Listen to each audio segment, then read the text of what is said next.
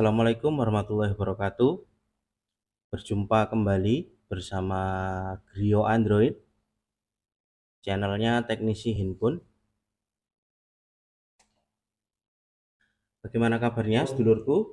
Semoga sehat selalu, panjang umur, banyak rezeki, dan tentunya hari-harinya selalu berkualitas ya. Di kesempatan video kali ini Grio Android akan berbagi ilmu ya. Akan saya bagikan ilmu tentang SCG Tech Plus untuk requestan dari membership ya, dari subscriber. Ini Mas Hanifudin 1026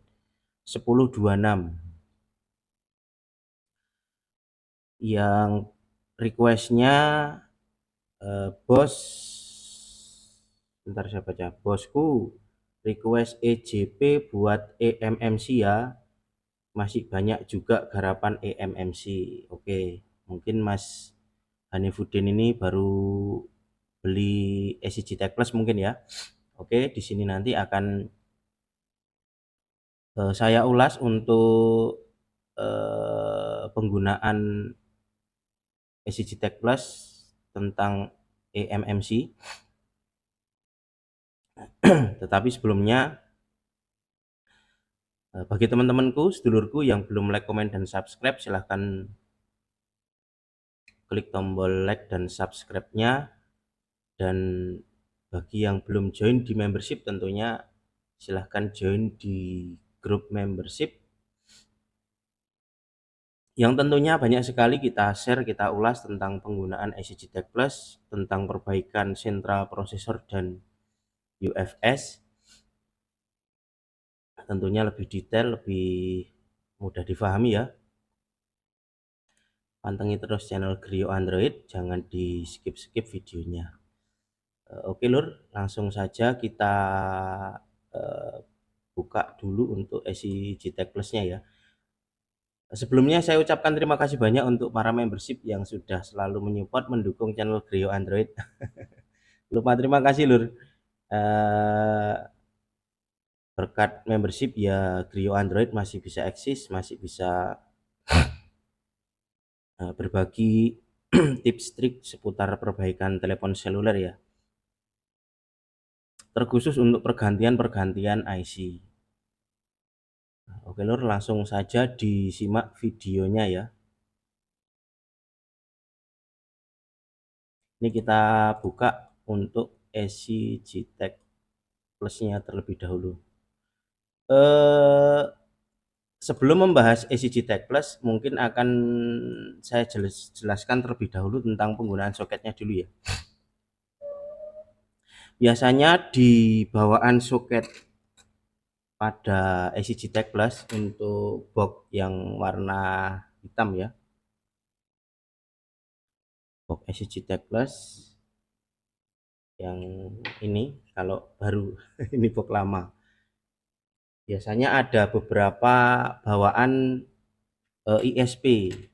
Untuk soket BGA-nya biasanya terjual terpisah. Nah, di sini nanti akan saya jelaskan terlebih dahulu. Biasanya dapat paketan yang ini e-socket yang adapter ya.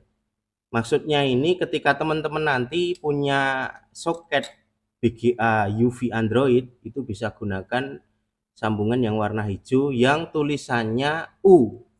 Kalau yang tulisannya e-socket berarti itu namanya BGA ke IMED. IMED itu bisa soketnya yang warna seperti ini, atau punyanya Medusa, atau punyanya alat-alat yang lain. Dulu itu kan ada Cisco Box, ada apalagi dulu ya, lupa saya. Jadi untuk E ini berarti untuk adapter soketnya ke IMED soket. Tapi kalau ke UV, misalnya teman-teman punya BGA yang warna putih, itu di tulisannya di sini nih tertulisannya U soket adapter. Berarti nanti untuk outputnya begini, ini menggunakan yang punya E. Nah, yang seperti ini. Atasnya ini punyanya UV yang warna putih. Tidak saya contohkan karena saya tidak punya soketnya ya. Sudah lama saya nggak pakai soket UV yang warna putih. Kemudian untuk ISP ini kalau yang teman-teman menggunakan 1 bit, ini pilih yang ISP 1 bit, berarti hanya memfungsikan yang apa? Data nolnya saja. Karena di paket pembelian itu kan biasanya dapat 4 ya, dapat 4 soket seperti ini. Dapat soket ISP itu sebanyak 4. Nah, yang digunakan kalau hanya menggunakan data nol saja, berarti ISP-nya pakai yang 1 bit, tulisannya ada. Ini saya tulis dulu ya. Saya tulis pakai note biar nanti teman-teman mudah ya. Seperti ini.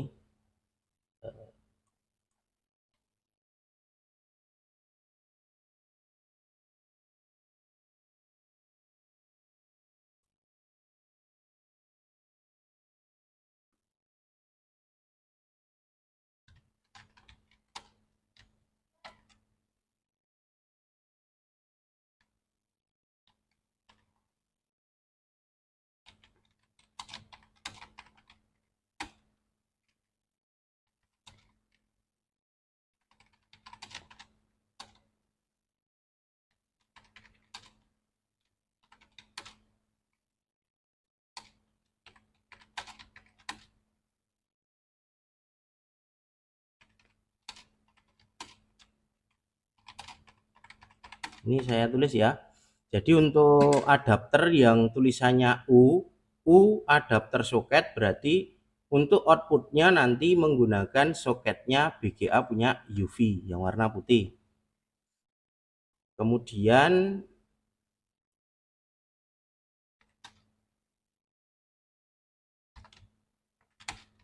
untuk adapter E-soket ini masuknya IMED ya.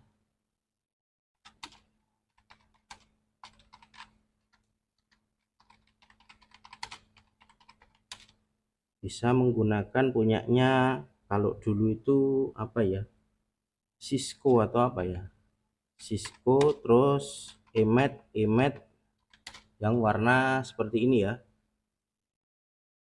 yang warna putih, warna merah, sorry, ke warna putih.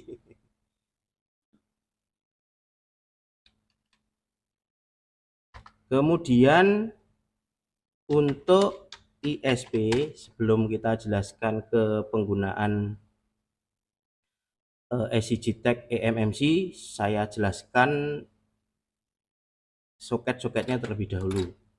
Untuk ISP ini ada 4 macam.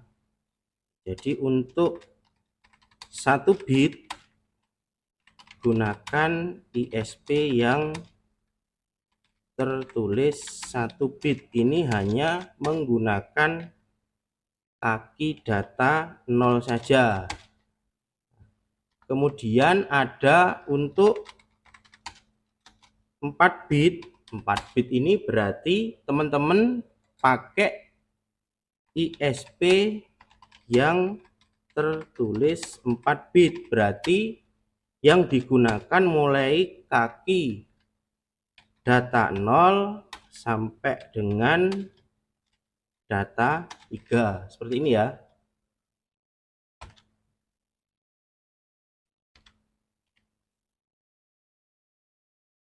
Ini kalau teman-teman perhatikan ada namanya 4 bit. Nah, tulisannya 4 bit. Nanti teman-teman cek sendiri.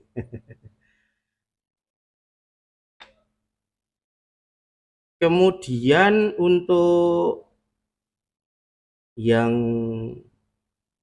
8 bit, untuk 8 bit gunakan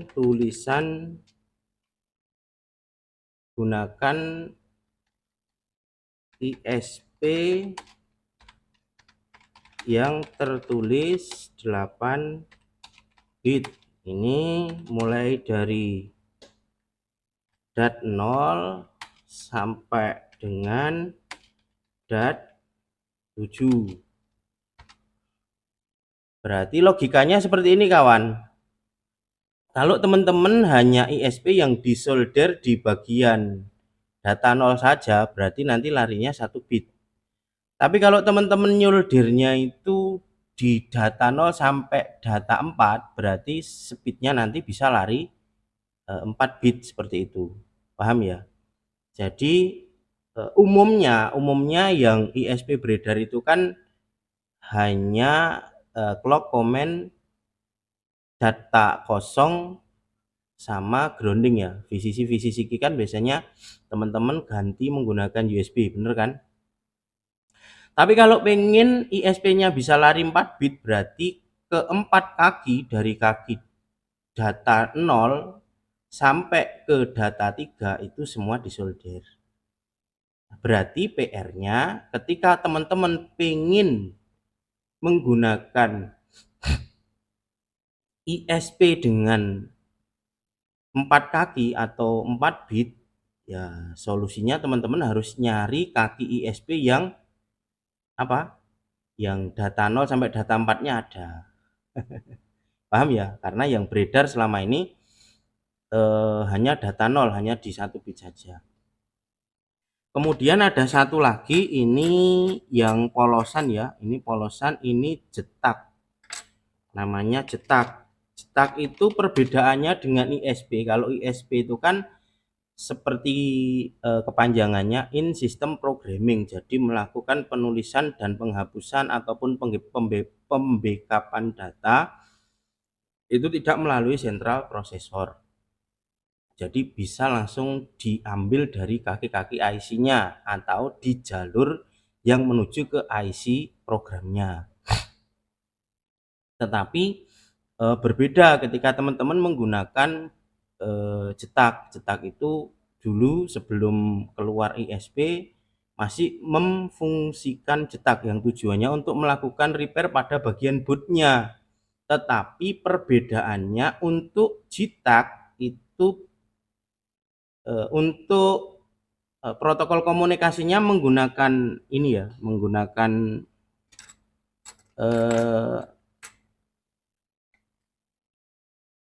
RxTX ya, cuman melewati central processor. Melewati central processor. Makanya kalau UFS itu kalau teman-teman langsung solder ke IC-nya ya nggak bakal connect, karena protokol komunikasinya sama menggunakan RxTX, harus melewati apa? Central processor. Sama juga dengan jetak. Kalau jetak itu untuk melakukan repair bagian bootnya, boot 1, boot 2 itu harus melewati central processor. Paham ya? Jadi untuk jetak sudah tidak dipakai lagi, sudah teknik usang ya, sudah nggak dipakai lagi. Ini untuk ISP-nya. Kemudian untuk soket Soket untuk BGA 254 teman-teman bisa pakai yang BGA UFS. Jadi BGA UFS ini bisa digunakan untuk eMMC dengan cara memfungsikan yang namanya ini ada konverter ya. Ini kalau mau menggunakan soket MMC dari BGA UFS berarti konverternya harus dipasang seperti ini, kemudian dipasang di boxnya seperti ini. Paham ya? Tetapi untuk BGA 153 itu tidak bisa. BGA 53 itu BGA-nya terpisah. Jadi teman-teman harus beli sendiri ya. Tidak bisa menggunakan BGA-nya UFS. Saya tulis ya. BGA ini untuk BGA 254 ini bisa menggunakan BGA UFS dengan catatan menggunakan tambahan adapter apa konverter. Ini enggak tahu namanya adapter apa konverter. Kalau saya salah sebut ya mohon dimaafkan. Intinya kalau pakai MMC mau menggunakan soket UFS harus gunakan soket yang harus ada tambahannya seperti ini. Paham ya? Terus seumpama soket ini bisa enggak Mas digunakan di UV? Bisa. Dibelikan tambahan lagi, tambahan seperti ini. Jadi outputnya tetap menggunakan soketnya ACGTech Plus, tetapi ada tambahan soket ini dari Smart Connect. Nanti teman-teman bisa cek di toko hijau atau toko oranye ya, banyak seperti ini. Tapi khusus di BGA 254. Kemudian untuk BGA 153, 221, terus 529, 162, terus berapa lagi? Itu bisa menggunakan beli yang sekarang paketan yang sekarang itu kan sudah ada yang jual ya. Kalau dulu saya beli yang punyanya ini eMAT yang warna ini, jadi ya sama plug in play aja, tinggal colok aja. Ini bisa diputar-putar 4 in 1, tinggal mana pilihnya yang mau dipakai ya tinggal ditentukan seperti itu. Oke, untuk pilihan soket insya Allah paham ya. Jadi nanti kalau ada yang kesulitan silahkan tulis di kolom komentar. Oke, kita lanjut, kita buka di ACGTech Plus 2. Jadi untuk teman-teman untuk eMMC itu saya sarankan menggunakan tool yang tulisannya ACGTech Plus 2 yang seperti ini yang saya tunjuk. Sebentar, yang saya tunjuk kursor ini stupnya seperti ini ya. Ini yang saya tunjuk kursor. Jadi ketika nanti kita buka ini akan tampil seperti ini menunya. Di sini ada MMC All, MMC Tool yang All, yang sebelah pojok kanan atas, dan yang stop yang kita buka. Jadi bisa menjalankan dua aplikasi. Ini istilahnya itu versi jadulnya gitu loh. Terus yang versi yang update-nya ya yang sekarang kita buka ini seperti ini. Sama, tinggal teman-teman ini untuk source-nya ini kan ACGTech Plus. Kemudian kalau pilihan settingnya ini tergantung teman-teman menggunakan apa untuk komunikasinya, apa ISP, apa soket, apa UFS. Jadi ini harus benar dulu. Kalau pilihan ini tidak benar nanti tidak bakal connect. Ini saya contohkan, saya menggunakan soket BGA 254 ya. Ini tentunya saya tambahkan apa adapter Ini adapter boleh, konverter boleh. Monggo teman-teman yang nyebut. Kalau saya salah ya mohon dimaafkan. Ini untuk setting dipilih di ECG-Tech 2 e-socket. Kenapa e-socket? Karena saya protokol komunikasinya menggunakan socket. Kemudian untuk settingan biar seperti ini. Di 2,8 ini untuk VCC-nya dan 42 MHz ini untuk setting clock-nya ya. Agar larinya bisa kenceng. Kemudian untuk bitnya saya setel auto. Seperti itu. Kemudian kita connect.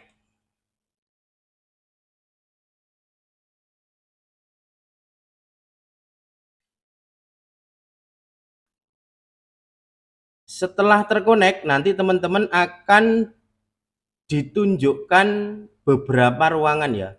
Ini ruangan pertama di sebelah kiri, kemudian ruangan kedua di sebelah kanan. Di sebelah kanan ini terbagi menjadi dua. Yang atas, yang ini, dari manufacturing sampai booth, yang saya blok ini. Dan dari official sampai ke bawah. Saya jelaskan dulu di bagian sebelah kanan. Untuk di bagian sebelah kanan ini menjelaskan isi daripada IC yang saya lakukan identifikasi. Jadi saya lakukan identifikasi, saya connect ini menghasilkan info seperti ini. Inilah IC-nya adalah Samsung dengan product name DP6DBB. Dengan status RPMB clean.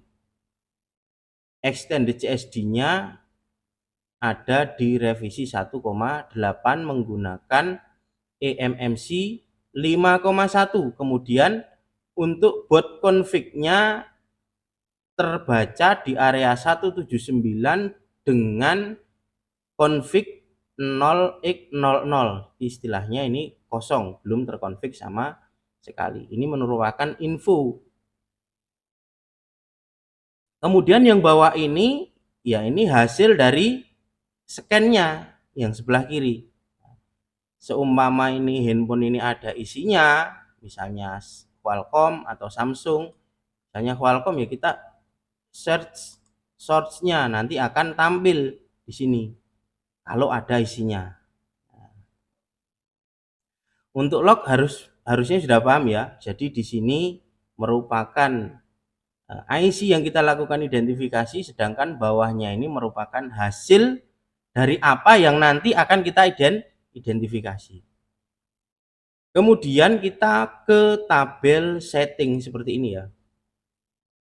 Di setting ini tentunya akan ada beberapa ruangan ya. Ini ruangan pertama, boot config, hardware partition, OTP. Kemudian di ruangan kedua ini ada penjelasan khusus untuk MMC Samsung. Mulai dari eMMC change CID atau pergantian atau memanipulasi CID, smart report, universal factory format, random check, dan lain-lain. Tentunya ketika kita dihadapkan sebuah handphone yang bermasalah pada IC-nya, ya kita harus memahami dulu IC ini mau kita apakan. Apakah IC-nya mau kita ganti? Kemudian kalau ganti ini chipsetnya apa? Setelah kita mengetahui itu, tugas kita adalah melakukan apa? Konfigurasi. Anggaplah masuk sebuah handphone, misalnya Redmi 9 misalnya. Redmi 9 MediaTek. Handphonenya misalnya mati. Setelah kita angkat IC-nya ternyata MMC-nya mati. Berarti kita mau melakukan pergantian. Jadi Redmi 9 itu spesifikasinya adalah MediaTek. Kalau kita mau mengganti IC berarti kita harus pahami bagaimana cara melakukan config untuk MediaTek. Cara pemilihannya seperti apa. Nah, bagaimana cara melakukan pengecekan IC itu layak dipasang sehat apa tidak, itu semua harus kita pahami. Jadi langkah pertama sebelum kita melakukan pergantian IC, kalau menggunakan IC cabutan berarti yang pertama harus dicek dulu apanya? Yang pertama adalah dicek dulu kesehatannya. Jadi poinnya untuk repair atau ini repair dulu ya. Untuk repair itu misalnya begini, handphonenya hang logo, setelah kita congkel kita apakan? Nah, kita harus tahu. Untuk repair IC eMMC berarti yang pertama harus cek kesehatan. Kemudian kita klik di bagian Smart Report. Setelah kita cek hasilnya seperti ini. Nah, Smart Report. Berarti ini menandakan IC-nya secara data ini sehat. Seperti itu ya. Kemudian misalnya kita mau ganti atau repair kok dipasang tetap tidak bisa. Berarti misalnya kita mau pasang kemudian kita flashing, berarti kita harus bisa melakukan apa? Kita harus bisa melakukan yang namanya config. Nah,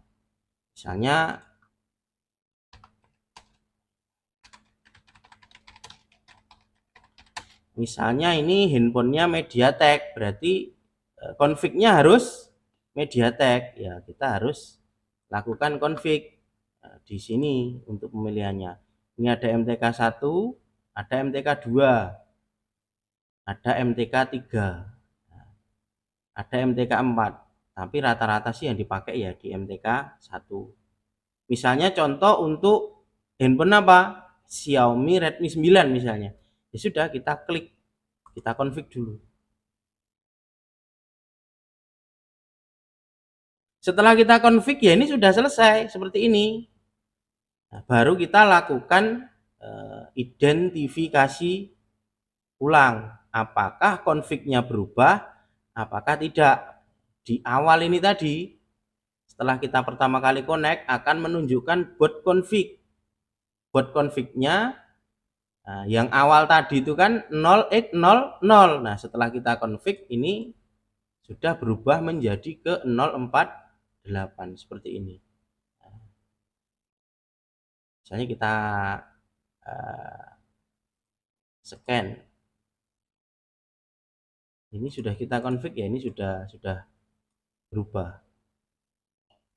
Kalau ingin lebih jelasnya ya di close kemudian di connect lagi. Seperti ini ya, kita connect, nanti di bagian sini akan tampil. Nah, di sini ya sudah tampil ya. Ini sudah tampil. Ya sudah, setelah kita config ya tinggal kita pasang, kita flash. Karena kan untuk MediaTek bisa kosongan ya, tidak perlu DAM. Jadi kita pasang, kita flashing menggunakan software yang support, mau pakai Unlock Tool, mau pakai UV, Pandora, TR Tool, DFT, dan lain-lain. Seperti itu. Mas, seumpama saya pengen tulis DAM, berarti bagaimana? Ya tinggal di double klik saja di sini. Kita masukkan ROM 2, ROM 3, ROM 1. Nanti kita jelaskan di lanjutan materi penggunaan EasyJTech Plus eMMC. Oke lur, biar videonya tidak terlalu panjang. Untuk season awal kita jelaskan dulu untuk pemilihan soket, kemudian cek kesehatan dan melakukan konfigurasi. Untuk materi lanjutannya kita lanjutkan bagaimana cara melakukan penulisan DAM, bagaimana untuk setting Qualcomm dan lain-lain. Nah, simak terus channel Grio Android, videonya jangan di skip-skip, dan tentunya yang pengen mendalami di seputaran CPU RAM UFS dengan biaya yang terjangkau, silahkan join di membership channel Grio Android. Caranya gampang, cukup klik gabung dengan 19.000 saja sudah bisa join menjadi membership Grio Android. Tentunya banyak sekali diulas tentang apa penggunaan EasyJTech Plus dan banyak nanti trik-trik cara melakukan pergantian di tiap-tiap chipset. Oke lur, pantengin terus channel Grio Android, videonya jangan di skip-skip. Sedikit dari saya, nanti kita lanjut lagi untuk materi ECG Tech Plus-nya. Wassalamualaikum warahmatullahi wabarakatuh.